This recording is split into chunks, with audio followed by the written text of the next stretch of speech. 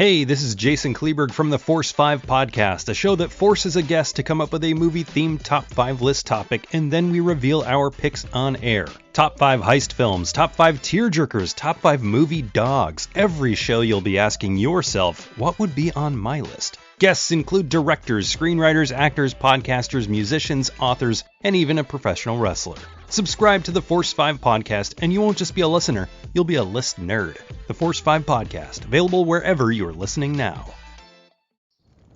Have you ever wanted to dive deeper into the horror movies you love? Beyond the Blood is a horror podcast for fans who want more than just surface-level screams.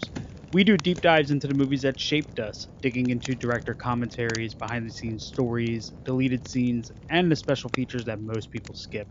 Each episode is a love letter to the genre. We break down how these films were made, the creative risks that paid off or didn't, and the lasting impact they've had on the genre as a whole. From 70s slashers to modern nightmares, we celebrate the craft, chaos, and characters that keep us coming back. If you're the kind of fan who rewatches movies with the commentary on, or you simply grew up in the video store horror aisle, the Beyond the Blood podcast was made for you. New episodes every single week. Subscribe, let's dig deep. Welcome to the Beyond the Blood podcast.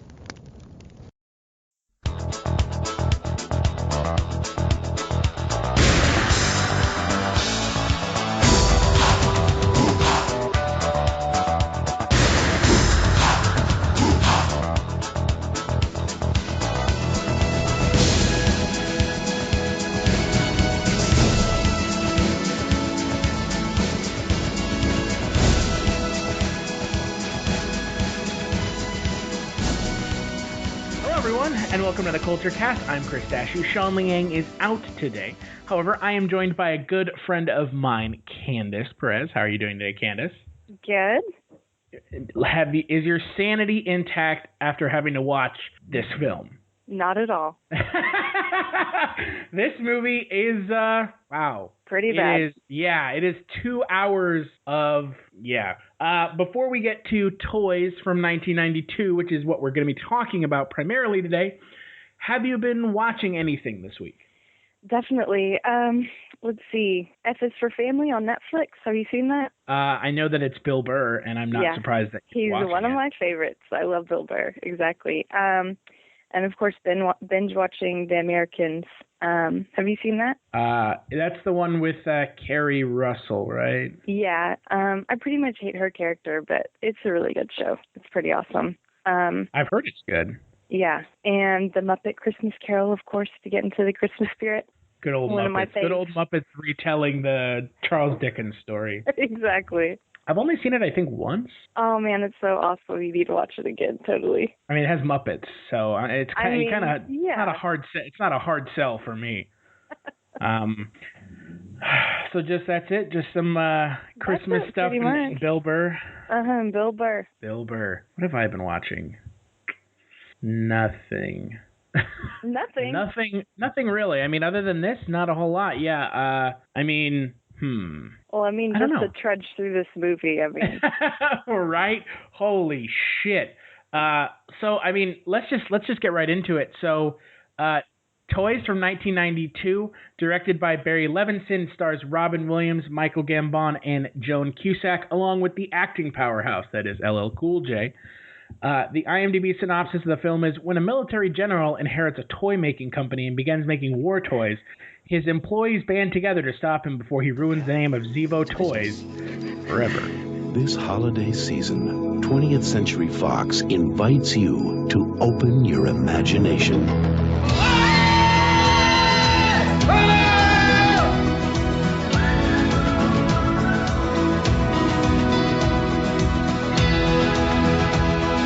I'm Leslie Zevo.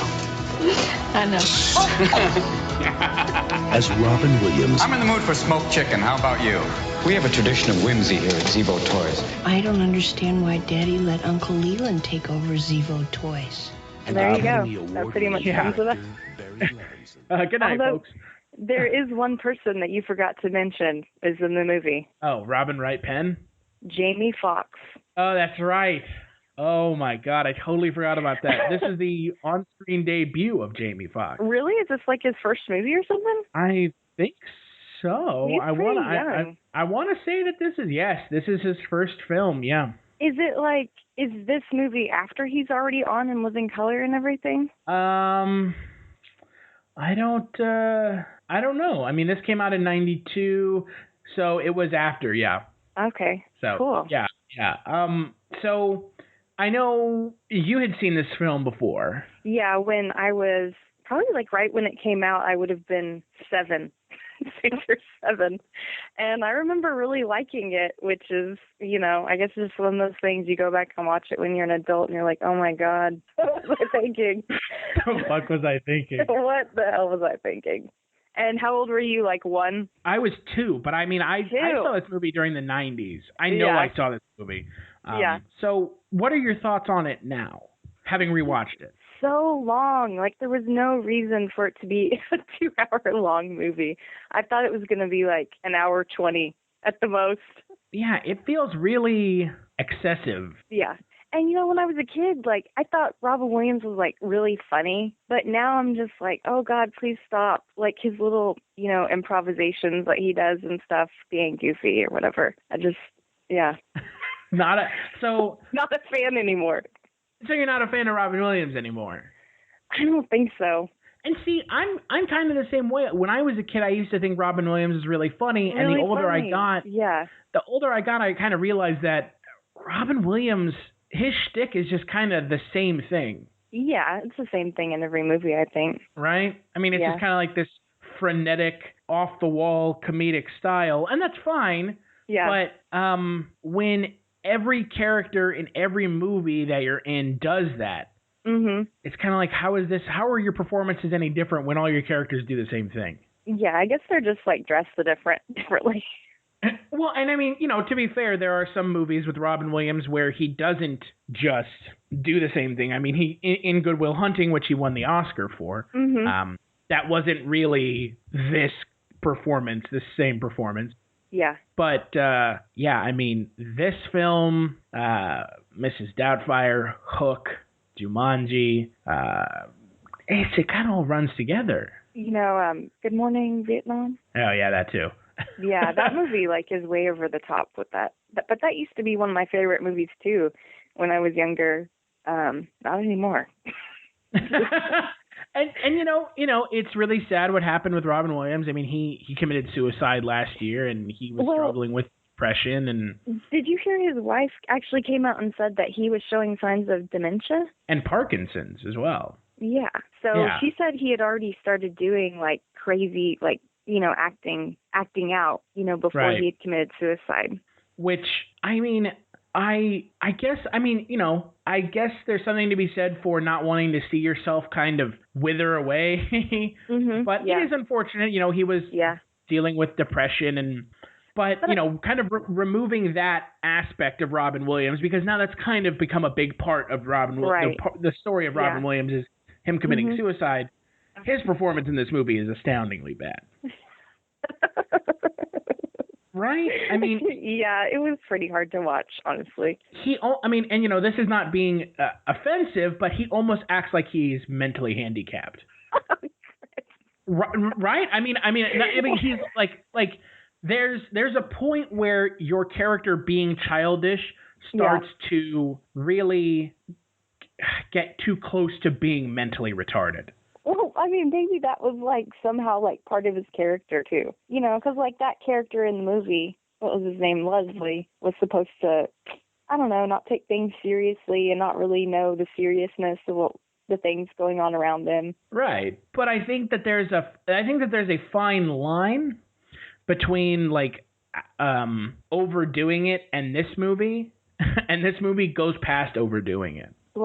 Going full retard? Yeah, that's the joke from Tropic Thunder, right? Exactly. Robert Downey Jr., you never go full retard. I mean, right. You can see glimpses of his performance in this movie where he isn't doing that really strange, childlike, everything in this movie is everything that he does in this movie for the most part is a gag. A gag or some comedic bit where he's talking about, the deviled egg is possessed and it's moving around the tray. It's yeah, that was a bit hard to deal with. It's cringeworthy. I think I was cringing.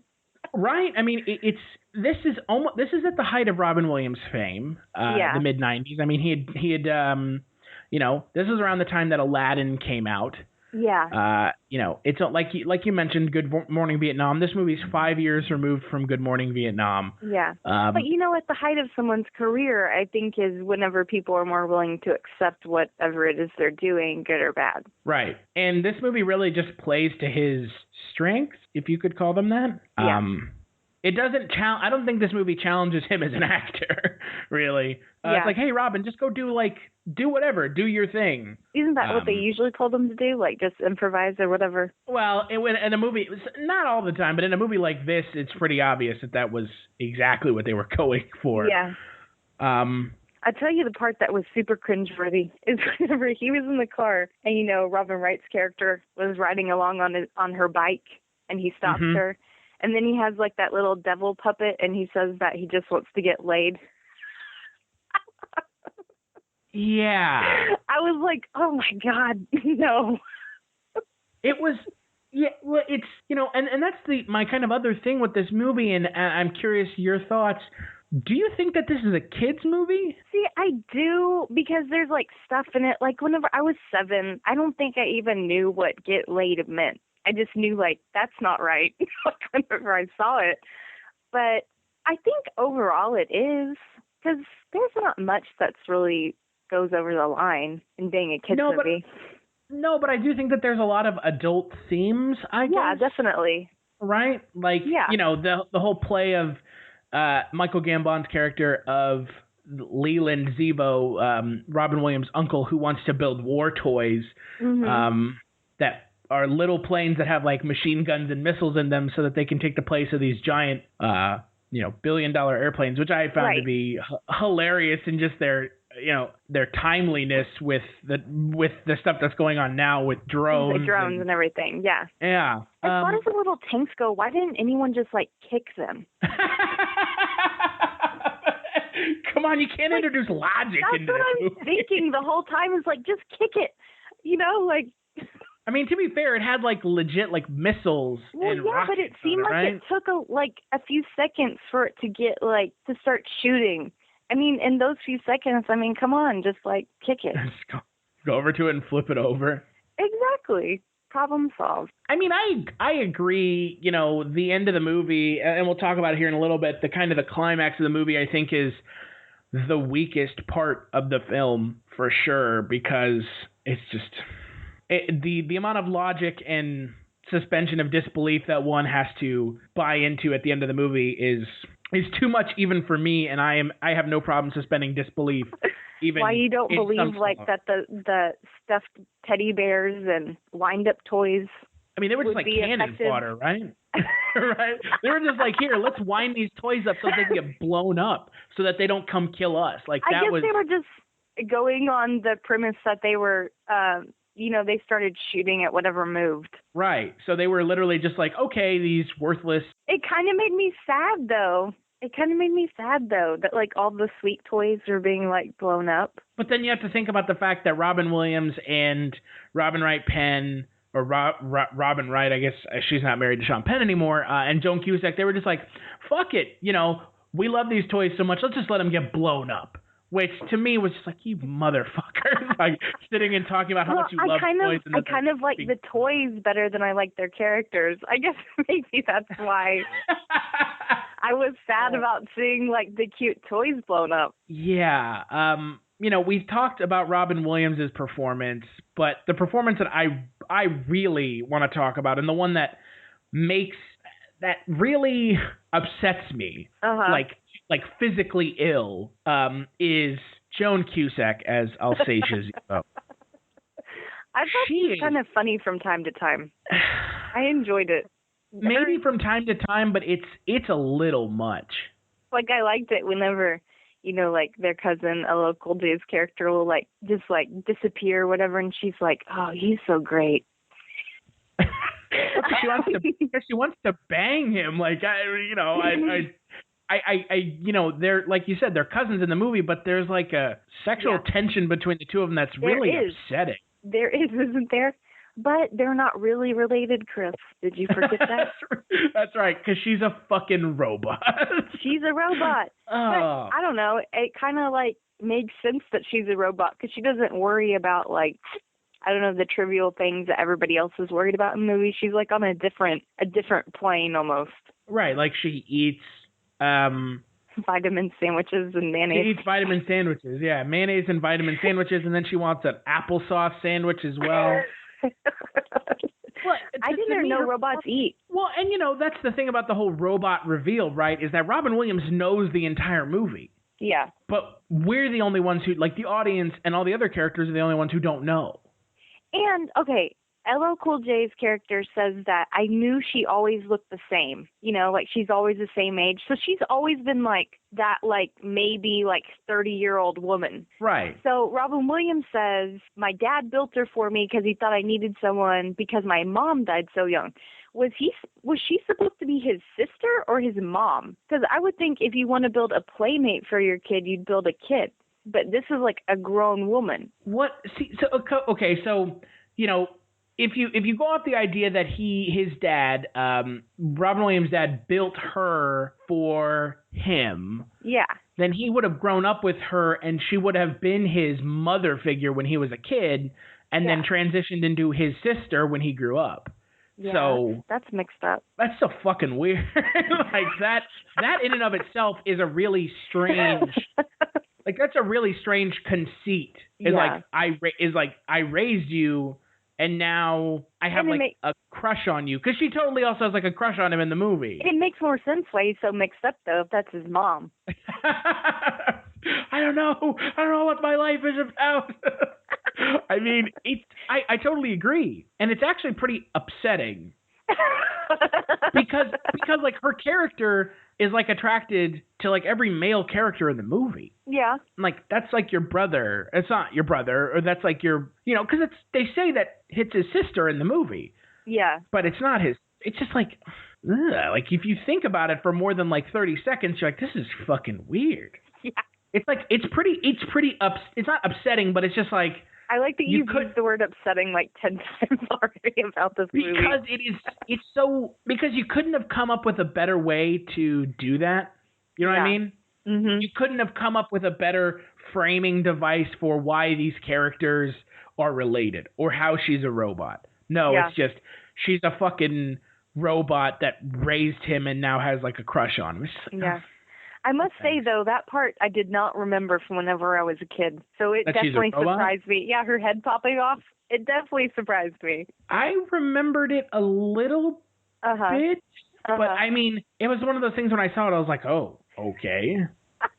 I thought it was the best part of the movie, honestly. I mean, the best part of the movie for me was when they hijack that broadcast and they do the Mirror song by Yolanda. Oh my God. It was so good. It was like the talking heads, but with like Robin Williams. Oh my God. See, I didn't understand why they just didn't push the mirror in front of the camera and then sneak behind the miror. I mean, you don't even need to do the music video. Logic here. That's using logic. I mean, you're right, because they totally could have just like pushed it in front of it and been like, oh, look, it's reflecting. Yeah, they wouldn't have noticed, those guys watching the cameras. I think it's like the childlike sense of wonderment that those characters have. Uh-huh. Like we're supposed to like think that they're like, goofy kind of trickster kid. I don't know. Yeah. It makes no sense. You're right, because at one point they're trying to break into these restricted areas of the factory, and they push that mirror up into the hallway and it reflects everything back. And instead of just sneaking into the room, they put on a impromptu musical number. Which, I mean, they could have, it's a very complicated plan. And I mean, they wouldn't have even had to send that guy Owen up there, to switch the labels. Right. Switch it from hallway to MTV. I mean, they could just cut that whole part out. They could have, but this movie, I think the best definition for this film is excessive. Definitely. That's why it was 2 hours long. Yeah. What did you think of the visuals of the film? Because we've talked primarily about the performances so far. I actually thought it was really beautiful. And, I'm a big fan of artwork, and so it really got me interested, like, you know, in that painting.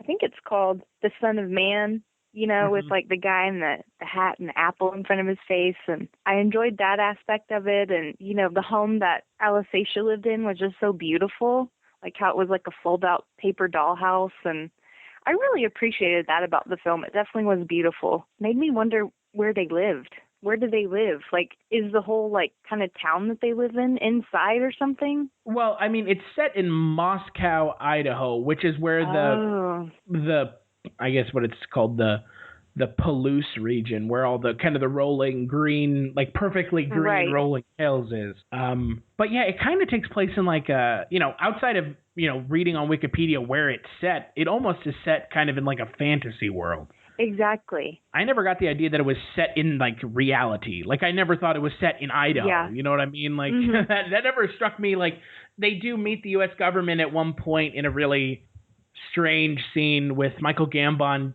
choking a military general, but and the guy has the scissors in his chest or whatever, or the clamp. Yeah. And they're like, let's just not tell him. Right? Like it's an X-ray scene. Yeah, right? It's so strange. But the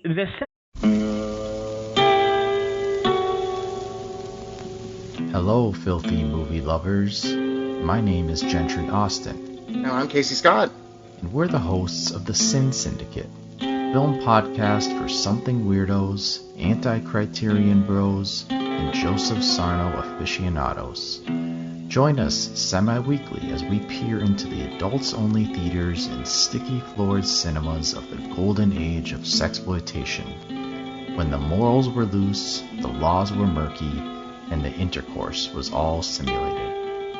Find us now on the Someone's Favorite Productions podcast network.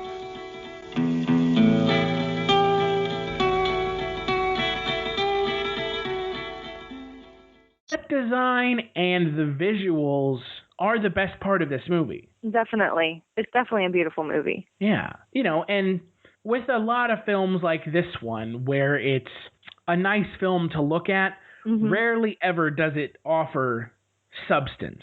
Yeah, that's true. You know, it's a really nice film to look at. The colors are really bright and vibrant. I think the set design is awesome, especially the factory floor. Yeah. Is really like, there's a lot of stuff to look at. Yeah. They're like singing and dancing, putting toys together. Yeah. Well, you know, I think you're right about that in that, you know, I think the film is trying to get across, you know, like that message about, you know, like war not being a good thing or whatever, but the characters who are like fighting against that idea, like their morals are kind of mixed up to begin with. And it's not that they're fighting because war is like morally bad or wrong. It's because it's like, that's not the kind of toys we want to make, you know? It's like never any deeper than, well, like that's not fun or whatever, you know? Right. It's just not very deep. Don't lose your, I mean, like the whole scene at the end where Robin Williams is giving this really insane speech to a bunch of toys. I mean, I took it as speech is like 10 minutes long. Right? I took it as it's like our innocence and our childhood like pushing back against like being an adult. I guess so. Does that make sense? I can see that point. Yeah. I see if that. You really want to read into the movie. Well, I think that they're trying to say something, but it's just, I don't know, it just doesn't, I don't buy into the characters, so I don't buy the message, you know. I completely agree. I mean, the characters are so, they're not unlikable. I just think that the characters are so silly. Shallow? Silly? Yeah, silly. Yeah, silly and really shallow. I mean, I think that they're so not believable and as characters that I have a hard time, like you said, like buying into them or getting behind the message that they're espousing. Yeah. And you know, what's strange to me about this movie is directed by Barry Levinson, who, you know, he's directed a fair amount of good films. You know, Bugsy, Young Sherlock Holmes, Good Morning Vietnam. I'm trying to Wag the Dog. I mean, it's, you know, he's directed a fair amount of movies. He won an Oscar for Best Director for Rain Man, which is a pretty good movie, I think. I mean, I think it's a little pandering. But I think it's a pretty good movie. But to me, this is really kind of an odd film for a director of his caliber to be directing. Yeah. Because it really is a kids movie, but it isn't. Yeah. Well, do you think it was kind of just a chance to work with Robin Williams again? I mean, theoretically. He wrote the film, too, with Valerie Curtin, who he worked with on multiple occasions. Mm-hmm. It wasn't like this was like his first time working with her. They worked together 3-4 times prior to writing this movie. So I guess, I just feel like when they sat down to write this movie, they were like you said, let's try to have a message, but hide it behind this kind of kids movie. Yeah. Well, and I feel like, whenever Leslie's dad is dying, I forget what his dad's name was, but it was almost like he appointed his brother the head of this toy company in order to teach his son a lesson. Like, did you get that from what he said? Like, so yeah, because that was the test, right? Yeah. So then, like, Leslie would grow and take things seriously, and whatever, but maybe even become a grown up, instead of a child forever. But then at the end, it's like, no, children forever. And looking at some of the IMDb trivia, this is the film that Barry Levinson wanted to be his directorial debut. Oh, really? Which it wasn't. And then it took 10 years to develop this film. What? Yeah, but only 10 months to shoot it, but it took 10 years to develop this film. Yeah. Like, this was totally his this was his movie, and this is his vanity project as far as I'm concerned. Mm-hmm. Yeah. Again, nothing wrong with that, but it definitely comes across on screen as a vanity film. I'm just making this to make this, and content be damned. Yeah, I can see that. Yeah. What did you think of? And this is the strangest part of the movie for me, and this part I still don't understand. The Sea Swine. I have no idea. That thing wasn't a toy. But it was, wasn't it? Was it? It looked like a living creature. Like, if it was just a toy, why did it have to be in water? Yeah. Well, that's the thing. That for me is the strangest part of the movie. Mm-hmm. It kind of looks like a manatee, right? Like it's like a manatee that they put weapons on, right? Weaponized. I don't know what that creature added to the movie. I don't either. It was pretty amazing, though. Other than having it be the thing that drives the plot at the end of the movie. Yeah. Well, how did Robin Williams' character escape that thing when he was down in the pit with the water? Don't ask me. I have no idea. I have no clue. LL Cool J screaming at him, "Don't move or else it'll, get you," or whatever. But I can say this. When I was a child, that sea swine terrified me. Like, it was similar to me, like, in The Princess Bride, whenever they were in the fire swamps and that Ralph, jumped on that guy. Like, I was terrified. It was a similar experience for me. I don't have a clue what the point of it was, other than maybe just to be scary. I guess so. 7-year-old Candace was definitely terrified. I can tell you that. I remember being scared of it when I watched it too, but if that is the sole purpose of it, I feel like that's a little bit of a waste. I just wonder, if they were successful in, developing these weaponized toys, whenever you release Sea Swine into the ocean, what does he do? That's what I want to know. He just roams around. Sea Swine comes shooting across, a Russian submarine. What does Sea Swine do to take down the Russian submarine? That's what I want to know. I guess blows a hole in the side of it? I guess so.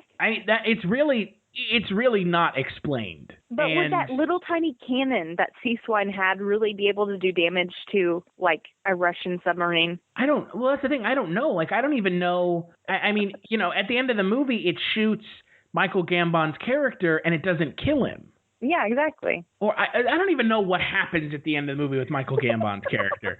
He's a dickhead general the entire film, and then at the end of the movie, he is holed up in his bed next to his dad, who is also a general. I guess he retired. I don't. Maybe he became filled with childlike wonderment, like Robin Williams' character. I don't know. It's just, so much of this shit happens in this movie with no. There are definitely plot holes.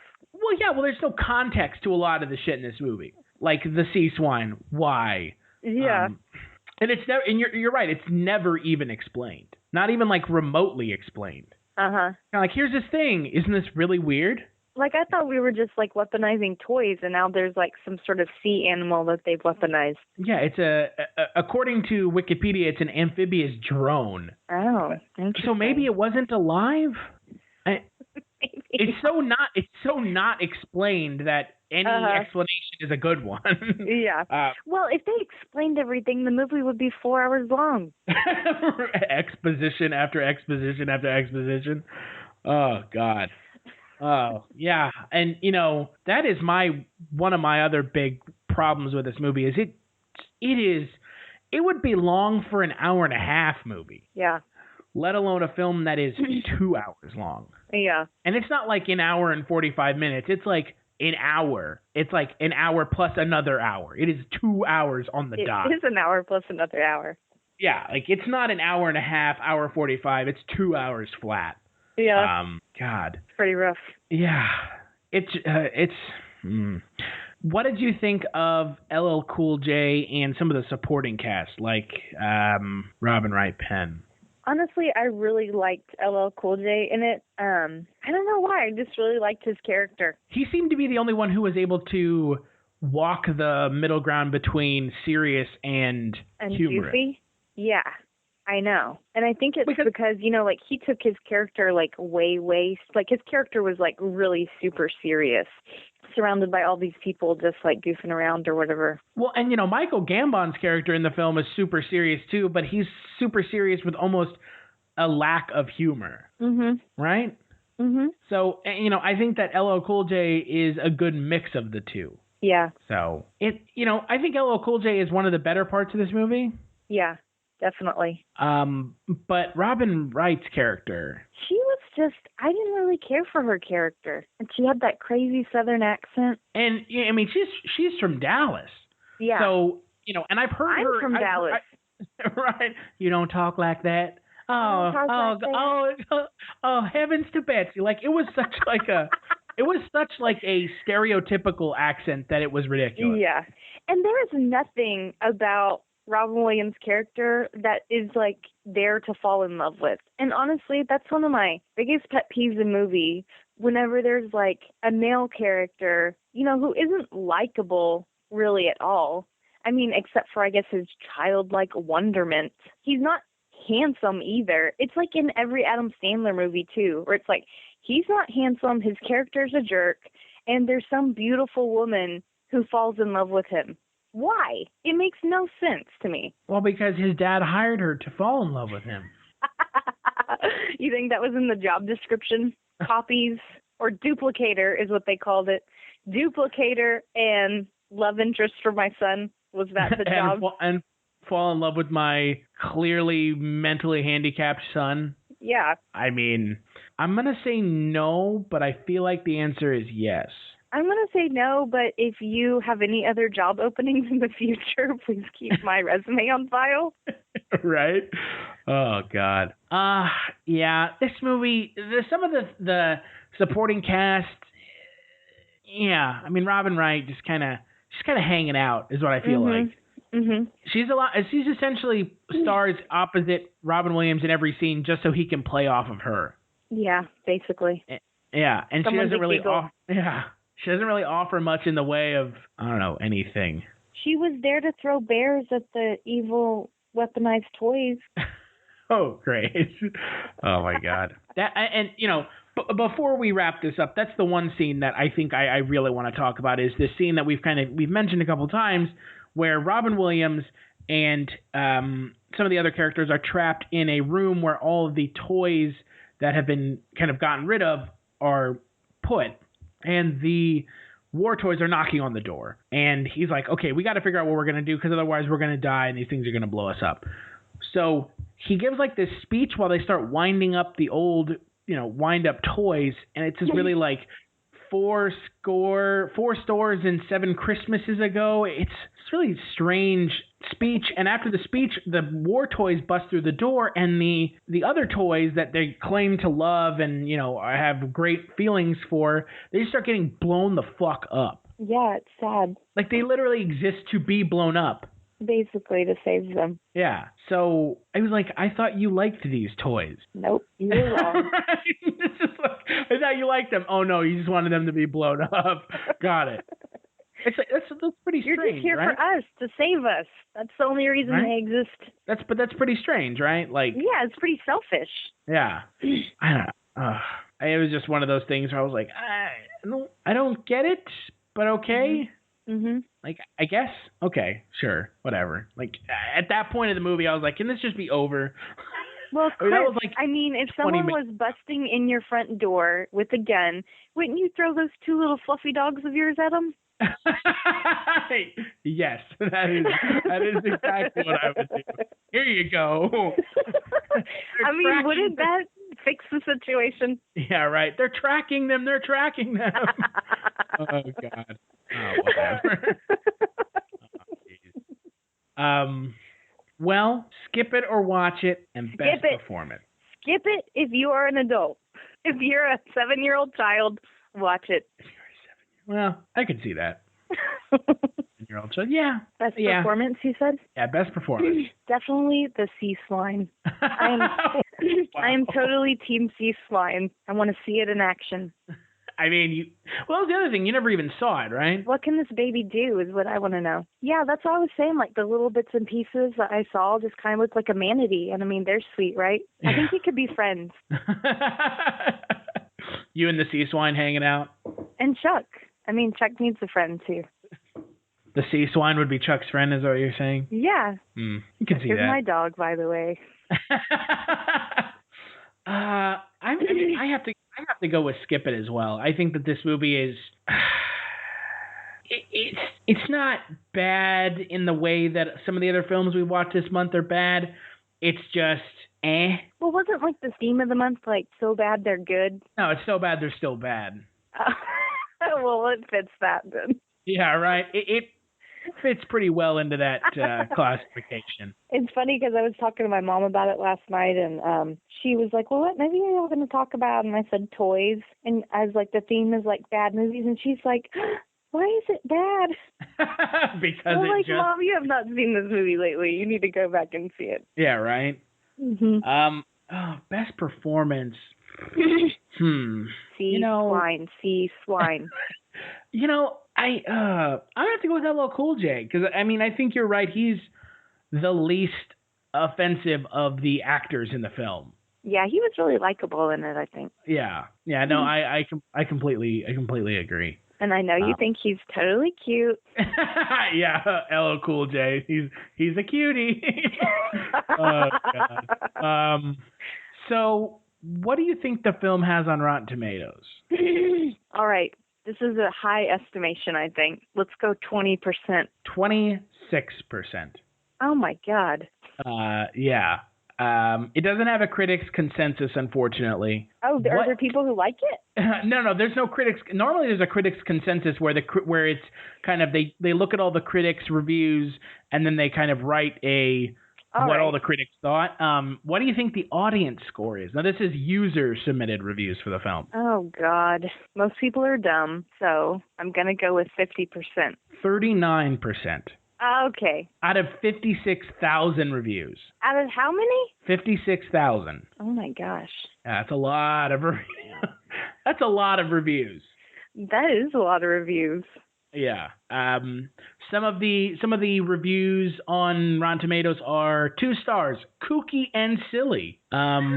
4 stars, great! Exclamation point. 4 stars? Yeah. Here's a 5-star one. Joan Cusack makes me wet. Wow. Oh my. That is astounding. Let's see. Joan Cusack. You know what? Thank you, Internet. 4 stars. That's what I say every day. That's what I say every day is thank you, Internet. Oh, I thought you said every day Joan Cusack makes me wet. That too. No, thank you, Chris. No, thank you. Alsatia the robot. There are a few things better. half stars. Not even stoners with the most potent weed would enjoy this trash. I love that. Jeez. Yeah, I don't think that there's a real point in watching this movie. And I think if you want to watch a movie that has Robin Williams in it, as much of a non-fan of Robin Williams as I am, there are better movies. Definitely. Like Jumanji or Aladdin. or even Night at the Museum. So yeah, both of these are all right. Yeah. Thank you so much for sitting down and talking toys with me. You're so welcome. I hope that you can find a way to get the 2 hours back from your life. I will never get them back, Chris. They're gone forever, God damn it. Basically. If you like what you're hearing now, you can check out more Kulturecast over at cultureshock.com. You can follow me on Twitter at CultureStash. This Thursday, we're going to be talking about the final movie for So Bad They're Still Bad Month, The Room. And again, big thanks to you, Candace, for sitting down and talking with me. This was a lot of fun. This movie was particularly bad, so it made tearing it apart easier. This is true. So make sure to check out this Thursday's Kulturecast. Looking back at what there will be. There's no reality, just an illusion. There's no real sanity, just plain confusion. How do I feel? Wait a minute. This is regular TV, then what is this? MTV. I think it's patched into the cable. How the hell did we get patched into cable? I don't know. And always look the same from every angle and never cast a shadow that would change the way you thought about its very being. That what you were seeing would always be, would always be, would always be, would always be the truth. If you're looking for more horror outside of the mainstream, look no further than Unsung Horrors, a podcast about underseen horror movies. I'm Lance. And I'm Erica. Every other week, we'll cover a horror movie with fewer than 1,000 views on Letterboxd. We'll even give you double feature recommendations to pair with the movies we discuss.